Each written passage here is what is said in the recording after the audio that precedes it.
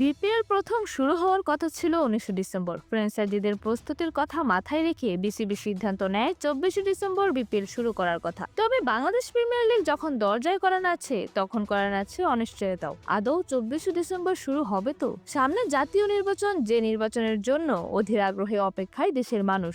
এদিকে সাম্প্রতিক সময়ে রাজনৈতিক ডামাডোল আর সার্বিক পরিস্থিতি মিলেই কিছুটা অস্থির সময় পার করছে দেশ। এরই মাঝে গুঞ্জন রটেছে বিপিএল আরেক দফা সপ্তাহখানেক পেছাতে পারে। কেউ কেউ বল মাঠে গড়ানো নিয়েই দেখছেন অনিশ্চয়তা। তবে সব সংখ্যার মেঘ পেছনে ফেলে বিসিবি নির্ধারিত সময়ে বিপিএল শুরুর ব্যাপারে আশাবাদী। বিপিএল গভর্নিং কাউন্সিলের সদস্য সচিব ও বিসিবির সহসভাপতি সাখাওয়াত হোসেন জানিয়েছেন, 26 ডিসেম্বর সিলেটে বিপিএল শুরু করার বিষয়ে কোনো শঙ্কা নেই। সংবাদ মাধ্যমকে তিনি জানান, এই মুহূর্তে বিপিএল নিয়ে কোনো সংশয় নেই। ইনশাল্লাহ 26 ডিসেম্বর বিপিএল শুরু হবে, যদিও উদ্বোধনী অনুষ্ঠান হবে না। এর আগে গত 17 ডিসেম্বর রাতে এক অনুষ্ঠানে হাজির হয়ে বিসিবি সভাপতি আমিনুল ইসলাম বুলবুলও জানান, এবারের বিপিএল এ উদ্বোধনী কোনো অনুষ্ঠান থাকছে না।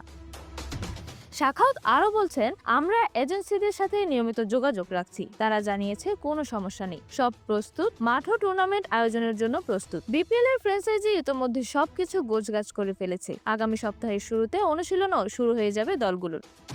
এরকমই যে কোনো খেলার আপডেট সবার আগে পেতে অবশ্যই চ্যানেলটি সাবস্ক্রাইব করে রাখুন। ধন্যবাদ। লেভাস নিউজ।